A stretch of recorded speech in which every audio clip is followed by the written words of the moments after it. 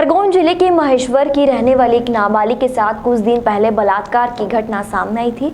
दिल्ली के निर्भया कांड से भी ज्यादा विभत्स घटना यह हो गई है। बलात्कार पीड़िता नाबालिग लड़की से मिलने सुप्रीम कोर्ट के अधिवक्ता एहतेशाम हाशमी अस्पताल पहुंचे और मध्य प्रदेश सरकार पर गंभीर आरोप लगाते हुए कहा कि सरकार ने रेप पीड़िता की कीमत 50,000 रुपए लगा दी है, जबकि उसकी हालत में सुधार नहीं हो रहा है। इंदौर में बलात्कार पीड़ित से मिलने सुप्रीम कोर्ट के अधिवक्ता एहतेशाम हाशमी अरविंदो अस्पताल पहुंचे, जहां पीड़िता की हालत देखकर अधिवक्ता भावुक हो उठे और उन्होंने मध्य प्रदेश सरकार पर आरोप लगाते हुए कहा कि जहां बीजेपी सरकार कहती है बेटी बचाओ बेटी पढ़ाओ, उसी तरह एक बेटी के साथ अमानवीय तरीके से जो कृत्य किया गया है, जिसमें रेप के कारण बच्चे के भीतर के सभी अंग फट गए हैं। अंग फटने से शौच, बच्चेदानी और मूत्र मार्ग एक हो गया है। इसके लिए सरकार ने मात्र 50,000 रुपए देकर पल्ला झाड़ लिया है, जबकि सरकार को पीड़ित परिवार को 50 लाख का मुआवजा दिया जाना चाहिए था और आरोपियों का प्रकरण फास्ट ट्रैक अदालत में चलाकर फांसी दी जानी चाहिए थी। सुप्रीम कोर्ट अधिवक्ता ने कहा कि वहां इस पूरे मामले की शिकायत उच्च स्तर पर करेंगे और पीड़ित को जल्द से जल्द न्याय दिलाएंगे। घटना घटी थी, जिसके बाद में हम एमआई अस्पताल में करीबन 20-22 दिन एडमिट किया और यहाँ पर अरविंदो अस्पताल में भी करीबन 20-25 दिन होने में आ गए। केवल छोटा सा एक ऑपरेशन किया हुआ है और अभी तो और भी हालत हमारी गंभीर होते जा रही है। अभी डॉक्टर कह रहे हैं कि 2 बार और ऑपरेशन होंगे उनके।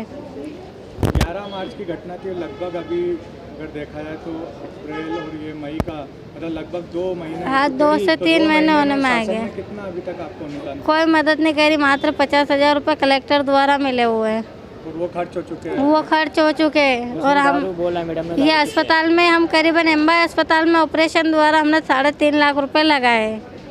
वो ऑपरेशन हमने प्राइवेट करवाया था और आज अरविंदो में भर्ती है तो आयुष्मान कार्ड है। जैसा कि आप महेश्वर के रहने वाले, तो वहाँ के कलेक्टर ने आपको क्या आश्वासन दिया या क्या बोला? कलेक्टर कहती है कि तुमको हमने 50,000 रुपये दिए, तुम 50,000 के दारू पी गए। हम HIV पॉजिटिव है, हम दारू कैसे पी सकते हैं? मध्य प्रदेश सरकार द्वारा आपको क्या मदद दी गई? कोई भी मदद नहीं मिली अभी तो मध्य प्रदेश सरकार द्वारा भी। ऐसा सुनने में आ रहा कि डीएम के सांसद ने आपको कोई मदद करी? वो तमिलनाडु के सांसद ने की थी बस हमारी मदद। कितना रुपया दिया? 1 लाख रुपए किया था उन्होंने। अच्छा, मतलब मध्य प्रदेश शासन से ज़्यादा आपको अदर स्टेट के हाँ। सांसद ने दिया जी। अभी अस्पताल में क्या खर्चा चल रहा है और क्या इलाज चल रहा है? मुफ्त खर्चा लगता है अस्पताल में, किसको अच्छा लगता? मुफ्त रोज कहने के हमको 1,500 रुपये रोज लग जाता है। और अभी बच्ची की परिस्थिति कैसी है? बच्चे की परिस्थिति बहुत गंभीर है, ICU में रखा हुआ है। जैसा कि आप बता रहे कि कलेक्टर द्वारा कुछ आपको धमकाया जा रहा है, किस तरीके? कलेक्टर मैडम के कलेक्टर द्वारा तो नहीं, लिखित में आ रहा है कि हम सब कुछ पैसा वैसा इनको दे चुके हैं बोले, और वो कलेक्टर कह रही है कि मैं अब तुमको कुछ नहीं दूंगी। हमने बात भी करी उनसे, डी कलेक्टर से भी बात करी। आगे क्या चाहते हैं आप? अभी यहाँ पर सुप्रीम कोर्ट के एडवोकेट आए हुए हैं एहतेशाम हाशमी, यही चाहते हैं कि हमारी पूरी तरह से हमारे बच्चे को पाँव पर खड़ा होने की उम्मीद दिलाया जाए, नहीं हुआ तो उसके अच्छे से अच्छे डॉक्टरों के पास इसका इलाज करवाया जाए। और कानूनी मदद आपको कहाँ तक मिल रही? कानूनी मदद तो अभी तो कहीं तक नहीं मिल रही हमको। देखिए, एक बहुत ही छोटी बच्ची से 2 महीने पहले महेश्वर में एक क्रिमिनल ने रेप किया था और वो बच्ची अभी भी उस सदमे से उभर नहीं पाई है। उसका ट्रीटमेंट चल रहा है और बहुत ही ज़्यादा सीरियस हालत में वो जब आई थी तब थी। अभी तो सिचुएशन उसकी इम्प्रूव्ड है। हम लोग यहाँ पे उनके परिवार से मिलने आए हैं। इनके परिवार ने बताया कि वहाँ पे उनका इलाज यहाँ फ्री हो रहा है, पर फ्री इलाज तक बात ख़त्म नहीं होती, क्योंकि इनके फादर जो हैं, बच्ची के फादर हैं, उनको वो अपना पूरा रोज़गार छोड़ के यहाँ पर रह रहे हैं और घर में बच्ची के इलाज के अलावा भी बहुत सारी चीज़ें हैं। तो मुझे ये लगता है कि एक सरकारी नौकरी इनको शिवराज सिंह चौहान जी के द्वारा दी जानी चाहिए थी। शिवराज जी जैसा कहते हैं कि वो मामा है सबके, तो एक भांजी यहाँ पे पीड़ित है, पूरा परिवार यहाँ पे बैठा है। इनके खाने पीने की व्यवस्था, इनके रिहेबिलिटेशन की व्यवस्था, बच्ची की काउंसलिंग की व्यवस्था। और मुझे मैं ये कहना चाहता हूँ कि बच्ची के परिवार को एक बार दिल्ली भेजा जाना चाहिए, जहाँ पे उसका अच्छे से ट्रीटमेंट हो और इस परिवार की काउंसलिंग हो और इस परिवार को कम से कम 50 लाख रुपये मुआवजा, क्योंकि मुझे लगता है कि इनको एक घर बना के भी सरकार को देना चाहिए, क्योंकि 2 महीने से ये यहाँ पे इंदौर जैसी जगह में रह रहे हैं। बच्ची तो हॉस्पिटल में, लेकिन माँ बाप कहाँ खाना खाएंगे, कहाँ सोएंगे, कहाँ लेटे बैठेंगे। तो इस परिवार के बारे में भी सोचना है।